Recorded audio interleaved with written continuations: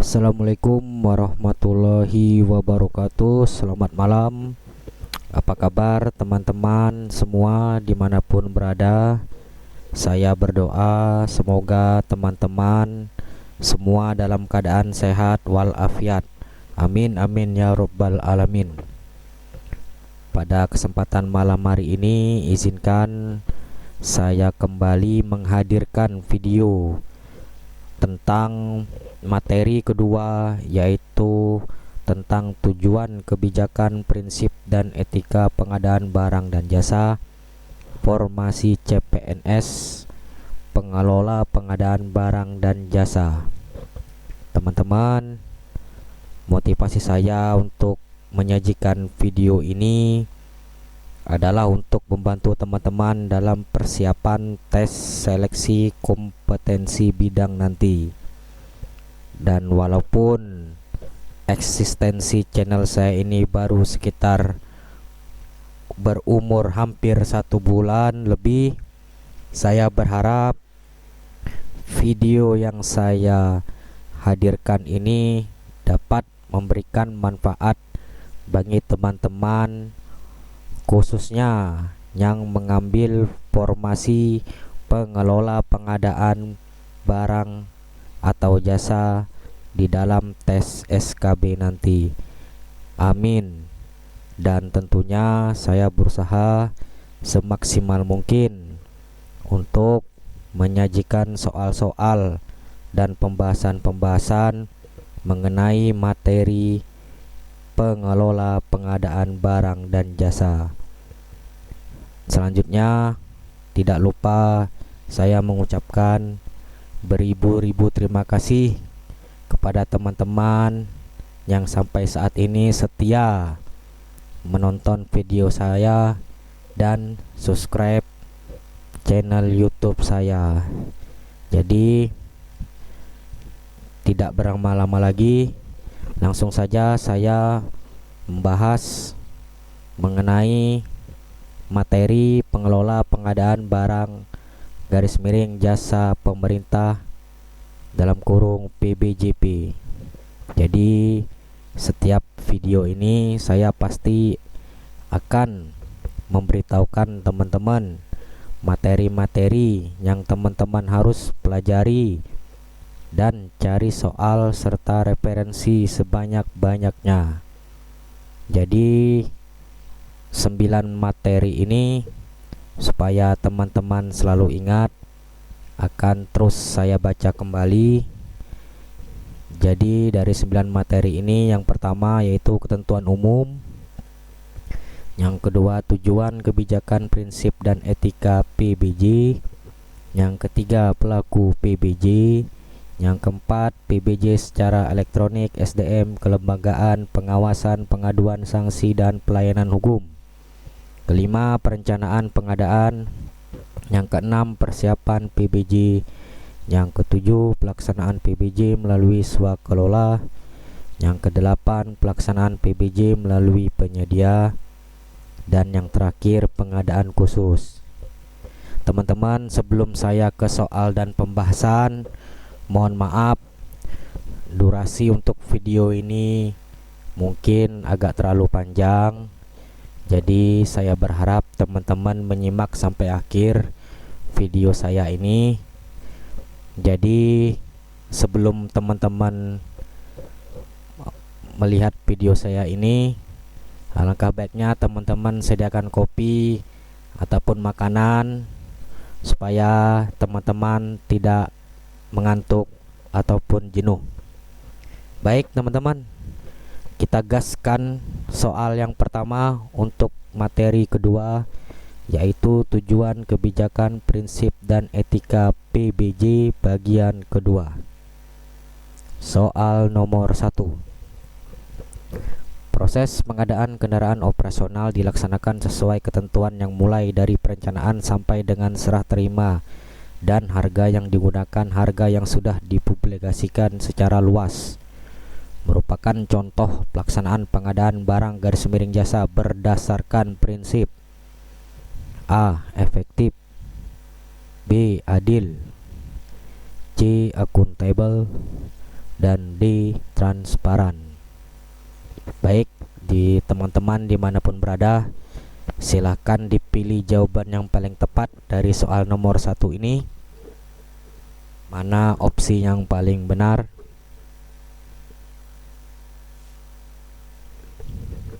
Baik, kalau sudah, jawaban dari soal nomor 1 ini, jawaban yang paling tepat adalah C.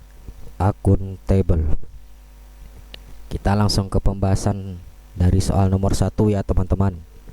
Jadi dasar hukum dari soal nomor 1 tadi yaitu Peraturan Presiden nomor 54 tahun 2010 pasal 5 dalam kurung bab kedua. Yang kedua, Peraturan Presiden nomor 16 tahun 2018 pasal 6 dalam kurung bagian ketiga. Baik teman-teman, harus selalu diingat ya teman-teman, prinsip-prinsip dari pengadaan barang dan jasa yaitu ada 7 berdasarkan kedua dasar hukum tadi. Yang pertama itu efisien, kedua efektif, ketiga transparan, yang keempat terbuka, yang kelima bersaing, yang keenam adil garis miring tidak diskriminatif, yang ketujuh akuntabel. Baik, di dalam peraturan terbaru di tahun 2001 ini berdasarkan Peraturan Presiden nomor 12 tahun 2021 pasal 27A ayat 2. Di sini kedua prinsip tadi yang di awal pembahasan tadi yaitu efektif serta efisien itu digunakan oleh PPK dalam kurung pejabat pembuat komitmen dalam menetapkan kontrak. Maka harus menetapkan atau memperhatikan prinsip-prinsip sebagai berikut. Yang pertama efisien, yang kedua efektif, tiga tidak bertentangan dengan ketentuan peraturan perundang-undangan. Jadi seperti ini pembahasannya teman-teman, berdasarkan apa yang harus dilakukan oleh PPK dalam menetapkan kontrak ada di Peraturan Presiden nomor 12 tahun 2021 pasal 27A ayat 2. Jadi dari kedua prinsip tadi dan yang tambahan yang nomor 3 ini yaitu tidak bertentangan dengan ketentuan peraturan perundang-undangan. Baik teman-teman, di sini saya akan jelaskan dari opsi A, yaitu suatu kecamatan di Provinsi Kepulauan Bangka Belitung membutuhkan 1 unit kendaraan operasional dalam kota. Dibutuhkan paling lambat 30 Agustus 2018 dengan paku anggaran 350 juta. Ada beberapa pilihan spesifikasi teknis mobil yaitu mobil MPV dengan 1300 sampai 1500 cc atau mobil FPV garis miring SUV dengan di atas 2000 cc. Spesifikasi teknis yang paling tepat untuk kendaraan operasional dalam kota adalah MPV 1300 sampai dengan 1500 cc. Yaitu di sini prinsip-prinsip pelaksanaan pengadaan barang garis miring jasa yaitu dari segi efektif. Nah, untuk opsi B, contoh dari prinsip-prinsip pengadaan barang jasa dari segi adil, yaitu contohnya pada pengadaan kendaraan operasional, semua penyedia kendaraan dapat mengikuti proses pengadaan kendaraan melalui e-purchasing. Yang C sudah jelas tadi di awal soal, yaitu akuntabel. Dan yang contoh untuk yang transparan yaitu yang di pengadaan kendaraan operasional melalui e-purchasing, di mana proses pengadaan mulai dari perencanaan pengadaan sampai dengan serah terima dapat diketahui dengan jelas melalui aplikasi e-katalog. Baik teman-teman, demikian untuk soal nomor 1 dan pembahasannya. Kita lanjut ke soal nomor 2. TNI garis miring Polri menggunakan produk senjata dan kendaraan lapis baja produksi PT Pindad merupakan contoh pengadaan barang garis miring jasa yang bertujuan untuk A. Meningkatkan pengadaan berkelanjutan, B. Meningkatkan peran pelaku usaha nasional, J. Mendukung pelaksanaan penelitian dan pemanfaatan barang garis miring jasa. Dan D. Meningkatkan penggunaan produk dalam negeri. Baik, silakan teman-teman dipilih opsi A sampai opsi D mana yang tepat dari soal nomor 2 ini. Baik, kalau sudah, jawaban yang paling tepat dari soal nomor 2 ini adalah yang D. Meningkatkan penggunaan produk dalam negeri. Baik, kita langsung ke pembahasan teman-teman. Soal nomor 2 ini yaitu berkaitan tentang tujuan pengadaan barang garis miring jasa pemerintah. Nah, penjelasan dari pilihan jawaban opsi A, contohnya yaitu yang untuk meningkatkan pengadaan berkelanjutan. Yang pertama, aspek ekonomi dan sosial, yaitu implementasi pengadaan barang garis miring jasa sesuai tujuan pengadaan yang lain. Yang kedua, aspek lingkungan hidup, yaitu memilih produk dengan label ramah lingkungan hidup dalam pengadaan barang garis miring jasa. Yang poin B, contoh pengadaan barang jasa yang meningkatkan peran pelaku usaha nasional.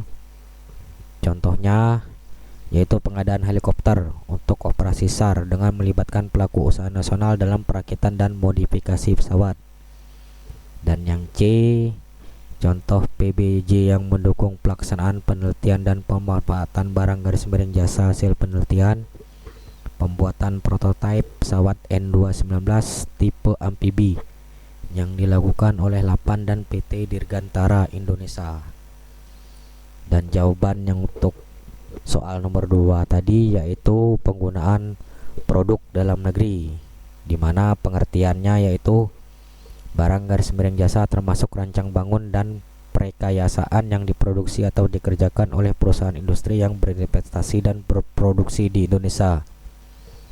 Penggunaan produk dalam negeri mempunyai tujuan, diantaranya A. Menumbuh kembangkan produksi dalam negeri, B. Menghidupkan industri pendukung dan bahkan industri baru, C. Membuka lebih banyak lapangan pekerjaan, D. Dapat memperkuat terjadinya transfer teknologi, dan E. Menggerakkan roda perekonomian nasional. Baik teman-teman, demikian untuk soal nomor 2 beserta pembahasannya. Kita lanjut ya teman-teman ke soal nomor 3. Pengelola pengadaan barang garis miring jasa dapat ditugaskan sebagai PPK membantu tugas PA garis miring KPA melaksanakan persiapan pencantuman barang garis miring jasa dalam katalog elektronik dan ditugaskan sebagai sumber daya pendukung ekosistem pengadaan barang garis miring jasa tercantum dalam peraturan, yaitu A. Peraturan Presiden Nomor 12 Tahun 2001 Pasal 74 Ayat 1, B. Peraturan Presiden Nomor 12 Tahun 2021 Pasal 74 Ayat 2, C. Peraturan Presiden Nomor 12 Tahun 2021 Pasal 74 Ayat 3, dan D. Peraturan Presiden Nomor 12 Tahun 2021 Pasal 74 Ayat 4. Silakan teman-teman yang mungkin sudah ada yang membaca pasal demi pasal untuk Perpres nomor 12 tahun 2021 ini, ada yang mungkin ingat atau mungkin baru mengetahui, silakan dipilih jawaban yang paling tepat dari soal nomor 3. Baik, kalau sudah, jawaban yang paling tepat adalah yang C. Peraturan Presiden Nomor 12 Tahun 2021 Pasal 74A Ayat 3. Inilah dasar hukumnya, yaitu Perpres Nomor 12 Tahun 2021 Pasal 74A. Jadi ini ada 9 ayat dari Pasal 74A ini Yang pertama adalah sumber daya pengelola fungsi pengadaan barang garis miring jasa sebagaimana dimaksud dalam pasal 74 ayat 1 huruf A terdiri atas A. Pengelola pengadaan barang garis miring jasa, B. Personil lainnya. Yang kedua, kementerian, lembaga, pemerintah daerah wajib memiliki pengelola pengadaan barang garis miring jasa sebagaimana dimaksud pada ayat 1 huruf A sebagai pokja pemilihan garis miring pejabat pengadaan. Yang ketiga, pengelola pengadaan barang garis miring jasa dapat ditugaskan sebagai pejabat pembuat komitmen, membantu tugas pengguna anggaran garis miring kuasa pengguna anggaran, melaksanakan persiapan pencantuman barang garis miring jasa dalam katalog elektronik, dan ditugaskan sebagai sumber daya pendukung ekosistem pengadaan barang garis miring jasa. Yang keempat, kewajiban sebagaimana dimaksud pada ayat 2 dikecualikan untuk kementerian garis miring lembaga dalam hal A. Nilai atau jumlah paket pengadaan di kementerian garis miring lembaga tidak mencukupi untuk memenuhi pencapaian batas angka kredit minimum per tahun bagi pengelola pengadaan barang garis miring jasa. Yang B. Sumber daya pengelola fungsi pengadaan barang garis miring jasa dilakukan oleh prajurit Tentara Nasional Indonesia atau anggota Kepolisian Negara Republik Indonesia. Yang kelima, dalam hal pengecualian sebagaimana dimaksud pada ayat 4, pengelolaan pengadaan barang garis miring jasa dilakukan oleh personil lainnya sebagaimana dimaksud pada ayat 1 huruf B. Dan nomor 6, personil lainnya sebagaimana dimaksud pada ayat 5 wajib memiliki sertifikat kompetisi di bidang pengadaan barang garis miring jasa. Nomor 7, dalam hal personel lainnya belum memiliki sertifikat kompetisi di bidang pengadaan barang garis miring jasa sebagaimana dimaksud pada ayat 6 wajib memiliki sertifikat pengadaan barang garis miring jasa tingkat dasar garis miring level 1. Nomor 8, sumber daya pengelola fungsi pengadaan barang garis miring jasa berkedudukan di UKPBJ. UKPBJ ini adalah unit kegiatan pengadaan barang garis miring jasa pemerintah. Dan nomor 9, yang terakhir, atas dasar pertimbangan kewenangan, sumber daya pengelola fungsi pengadaan barang garis miring jasa yang ditugaskan sebagai PPK dapat berkedudukan di luar UKPBJ. Demikian soal dari nomor 3 yang membahas tentang pasal 74A. Jadi harus diingat ya teman-teman, ada 9 ayat dari pasal 74A ini. Siapa tahu di soal SKB nanti ada salah satu yang keluar. Amin, amin ya robbal alamin. Soal nomor 4. Untuk pekerjaan konstruksi pada metode pemilihan tender internasional, preferensi harga diberikan kepada badan usaha nasional di atas harga penawaran terendah dari badan usaha asing adalah paling tinggi A 2,5%, B 5,5%, C 6,5%, dan D 7,5%. Silakan teman-teman dipilih jawaban yang paling tepat dari soal nomor 5.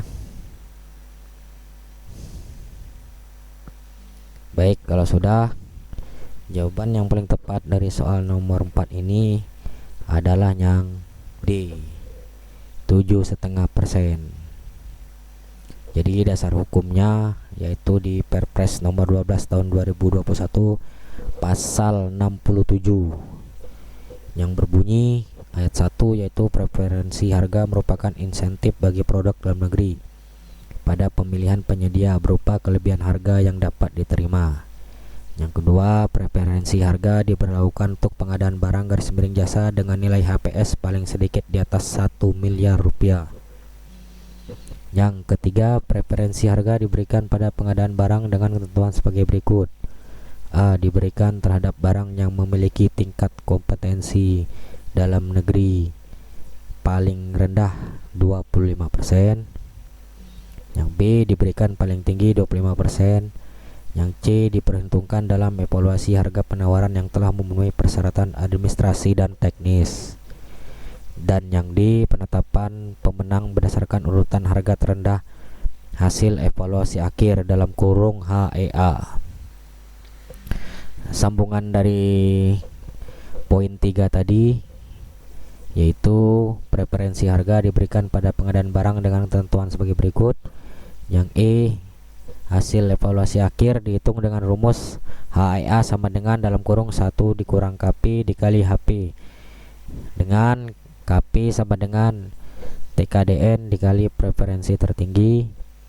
Nah, sedangkan untuk HKP itu sendiri yaitu merupakan koefisien preferensi HP, merupakan harga penawaran setelah koreksi aritmatik. Jadi untuk KP dan HP perlu teman-teman ingat lagi ya, apa itu KP dan apa itu HP. Dan yang F, dalam hal terdapat 2 atau lebih penawaran dengan HEA terendah yang sama, penawaran dengan TKDN lebih besar ditetapkan sebagai pemenang. Nah, ini untuk yang jawaban dari soal tadi, yaitu soal nomor 4 di pasal 67 ayat 4. Untuk pekerjaan konstruksi pada metode pemilihan tender internasional, preferensi harga diberikan paling tinggi 7,5% kepada badan usaha nasional di atas harga penawaran terendah dari badan usaha asing. Demikian, jadi kita sudah membahas 2 pasal dari soal-soal sebelumnya, yaitu pasal 74 dan pasal 67. Supaya teman-teman harus sering-sering membaca mengenai peraturan terbaru nomor 12 tahun 2021 ini mengenai pengadaan barang garis miring jasa. Jangan lupa dibaca ya teman-teman. Baik, masih tetap semangat teman-teman. Kita lanjut lagi. Soal nomor 5. Pelaksanaan pengadaan mulai perencanaan sampai dengan selesai wajib dilakukan elektronik agar proses pemilihan dilakukan secara terbuka bagi semua penyedia yang memenuhi syarat-syarat yang ditetapkan dalam dokumen tender garis miring seleksi garis miring pengadaan langsung garis miring penunjukan langsung melalui persaingan sehat. Hal ini merupakan bagian dari pelaksanaan kebijakan pengadaan barang garis miring jasa, yaitu A, melaksanakan pengadaan barang garis miring jasa yang lebih transparan, terbuka dan kompetitif. Yang B, memperkuat kapasitas kelembagaan dan sumber daya manusia pengadaan barang garis miring jasa. Yang C, mengembangkan e-marketplace pengadaan barang garis miring jasa. Dan yang D, menggunakan teknologi informasi dan komunikasi serta transaksi elektronik. Baik, bagi yang sudah baca dari kebijakan pengadaan barang garis miring jasa ini, untuk tujuan-tujuannya silakan yang sudah bisa memilih dengan tepat untuk soal dari nomor 5 ini. Baik, kalau sudah, jawaban yang paling tepat dari soal nomor 5 ini yaitu yang A, melaksanakan pengadaan barang garis miring jasa yang lebih transparan, terbuka dan kompetitif. Kita langsung ke pembahasannya teman-teman. Jadi penjelasan dari pilihan jawaban, kalau yang pilihan A tadi sudah sesuai dengan apa yang disoal. Nah, untuk yang B ini memperkuat dari kebijakan pengadaan barang dan jasa ini tujuannya yaitu bertujuan untuk ini memperkuat kapasitas kelembagaan dan sumber daya manusia pengadaan barang garis miring jasa, termasuk agen pengadaan. Kebijakan yang diambil untuk memperkuat kelembagaan dan sumber daya manusia pengadaan adalah: 1. Pengadaan barang garis miring jasa harus dilakukan secara terencana oleh suatu unit kerja yang terorganisir dan dikelola SDM yang kompeten di bidangnya. Yang kedua, Menteri garis miring kepala lembaga garis miring kepala daerah wajib membentuk unit kerja pengadaan barang garis miring jasa atau UKPBJ berbentuk struktural dan ditetapkan berdasarkan peraturan perundang-undangan. Contohnya, Gubernur DKI Jakarta mengeluarkan Pergub nomor 261 tahun 2016 tentang organisasi dan tata kerja Badan Pelayanan Pengadaan Barang _Jasa dalam kurung BPPJBJ. Yang ketiga, mewajibkan PPK atau Pokja Pemilihan atau pejabat pengadaan di lingkungan Kementerian Pertahanan dan Kepolisian RI memiliki sertifikat kompetensi paling lambat 31 Desember 2023. Untuk opsi B tadi sambungannya yang nomor 4, mewajibkan PPK Pokja Pemilihan pejabat pengadaan yang dijabat oleh personil lain memiliki sertifikat kompetensi paling lambat 31 Desember 2023. Dan yang nomor 5, kementerian lembaga pemerintah daerah wajib memiliki pengelola pengadaan barang jasa sebagai Pokja Pemilihan pejabat pengadaan kecuali yang kementerian atau lembaga atau Pemda yang dikecualikan dalam Peraturan Presiden nomor 12 tahun 2021 pasal 74A ayat 4. Dalam hal ini, pengelola pengadaan barang desa dapat diusulkan sebagai PPK membantu tugas PA KPA melaksanakan persiapan penyantuman barang jasa dalam katalog elektronik dan ditugaskan sebagai sumber daya pendukung ekosistem pengadaan barang jasa. Demikian teman-teman dari soal nomor 5 ini, dan dari opsi pilihan B ini mohon maaf. Untuk yang C, mengembangkan e-marketplace pengadaan barang jasa. Yang pertama, katalog elektronik yang terdiri dari katalog nasional, sektoral, dan lokal. Yang kedua, toko daring atau online shop. Yang ketiga, pemilihan penyedia. Yang untuk opsi D, menggunakan teknologi informasi komunikasi dan transaksi elektronik. Pemanfaatan teknologi informasi dan transaksi elektronik dilaksanakan dengan tujuan untuk 1. Mencerdaskan kehidupan bangsa sebagai bagian dari masyarakat informasi dunia. Yang nomor 2, mengembangkan perdagangan dan perekonomian nasional dalam rangka meningkatkan kesejahteraan masyarakat. Yang ketiga, meningkatkan efektivitas dan efisiensi pelayanan publik. Dan yang nomor 4, membuka kesempatan seluas-luasnya kepada setiap orang untuk memajukan pemikiran dan kemampuan di bidang penggunaan dan pemanfaatan teknologi informasi seoptimal mungkin dan bertanggung jawab. Baik, demikian penjelasan dari soal berikut pembahasannya teman-teman. Baik, kita gaskan lagi ya. Oh ya, mohon maaf, yang nomor 5 terakhir, poin dari pilihan jawaban yang D, memberikan rasa aman, keadilan, dan kepastian hukum bagi pengguna dan penyelenggara teknologi informasi. Lanjut kita teman-teman di soal berikutnya. Itu termasuk dari sumber ya, mohon maaf ada lagi ketinggalan saya. Sumbernya yaitu Undang-Undang Nomor 11 Tahun 2008 tentang Informasi dan Transaksi Elektronik. Baik teman-teman, tetap semangat ya. Kita ke soal nomor 6. Langkah-langkah dalam mendorong pengadaan barang jasa yang transparan yang sesuai dengan prinsip-prinsip pengadaan barang jasa adalah: A. Pengadaan barang jasa harus dapat diakses oleh seluruh calon peserta. Yang B. Penyedia yang ditunjuk sebagai pelaksana pekerjaan harus diumumkan secara luas. Yang C. Tidak mempersyaratkan kriteria tertentu yang menguntungkan salah satu peserta. Dan yang D. Perhitungan prestasi pekerjaan harus sesuai dengan pekerjaan yang terpasang yang dapat diterima agar tidak menimbulkan kelebihan pembayaran. Baik teman-teman, untuk soal nomor 6 ini silakan dipilih jawaban yang paling tepat. Baik, untuk soal nomor 6 ini jawaban yang paling tepat yaitu yang B, penyedia yang ditunjuk sebagai pelaksana pekerjaan harus diumumkan secara luas. Baik, kita ke pembahasan. Jadi penjelasan dari pilihan jawaban yang A, yaitu pengadaan barang garis miring jasa harus dapat diakses oleh seluruh calon peserta, termasuk dalam hal bersaing. Yang kedua, sudah jelas transparan.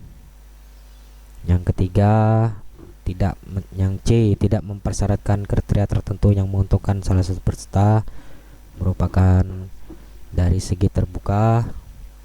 Dan yang D, perhitungan prestasi pekerjaan harus sesuai dengan pekerjaan terpasang yang dapat diterima agar tidak menimbulkan kelebihan pembayaran, dalam kurung efisien. Baik, kita ke soal nomor 7 teman-teman. Personel selain pejabat fungsional pengelola pengadaan barang garis miring jasa yang selanjutnya disebut personel lainnya yang diberi tugas, tanggung jawab, wewenang, dan hak secara penuh oleh pejabat yang berwenang untuk melaksanakan pengadaan barang garis miring jasa adalah kecuali A. Aparatur sipil negara, B. Prajurit TNI, C. Pengawas proyek pembangunan, dan D. Anggota Kepolisian Negara Republik Indonesia. Silakan dipilih teman-teman untuk soal dari nomor 7 ini, mana kira-kira yang paling tepat.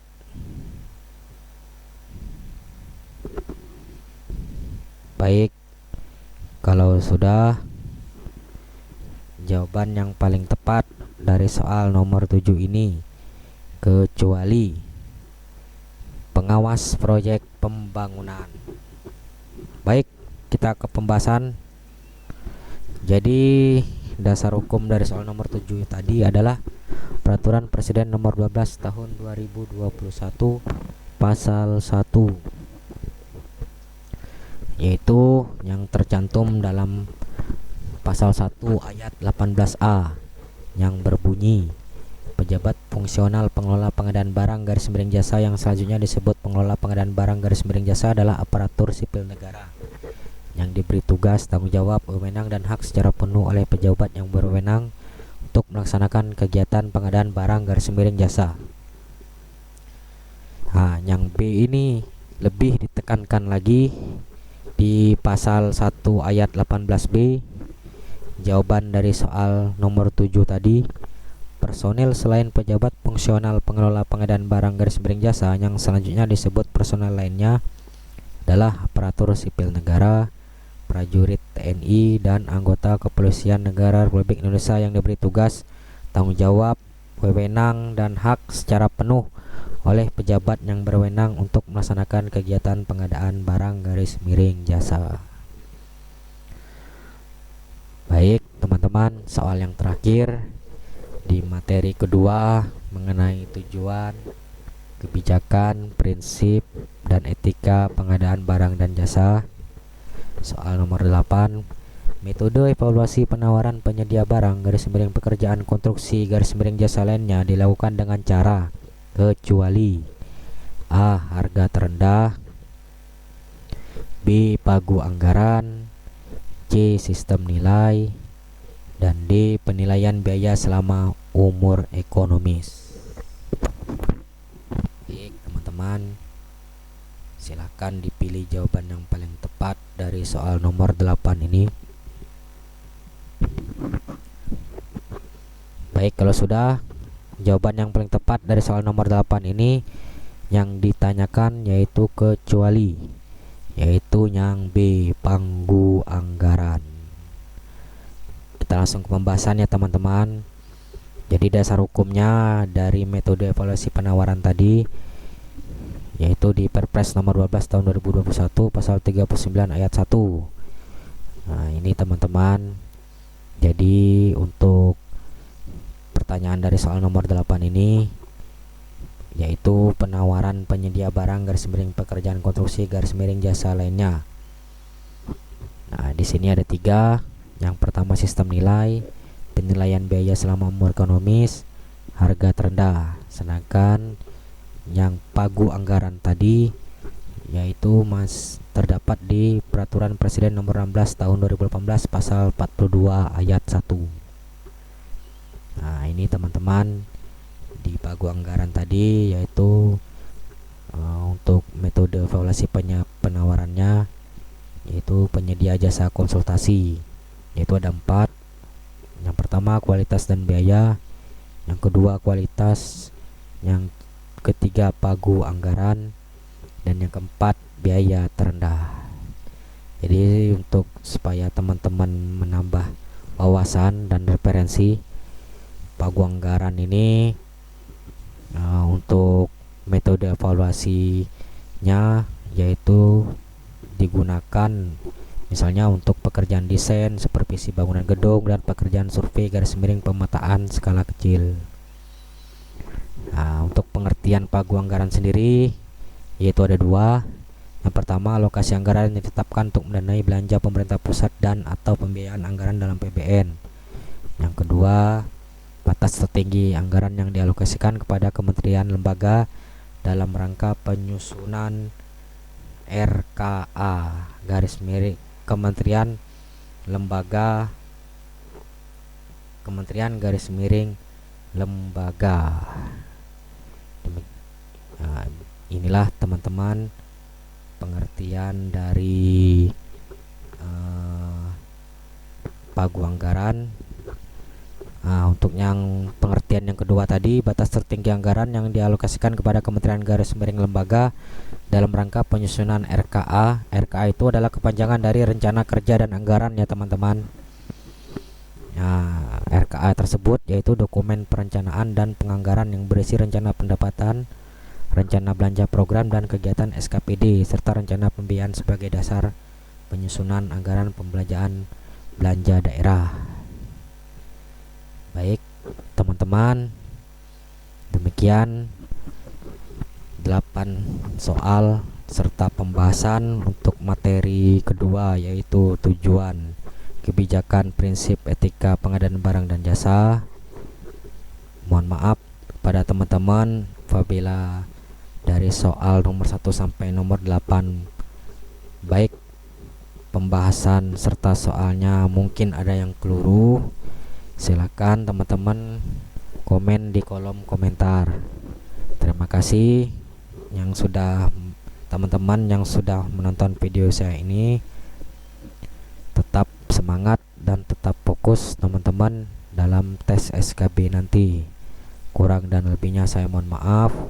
Wabillahi taufiq wal hidayah. Wassalamualaikum warahmatullahi wabarakatuh.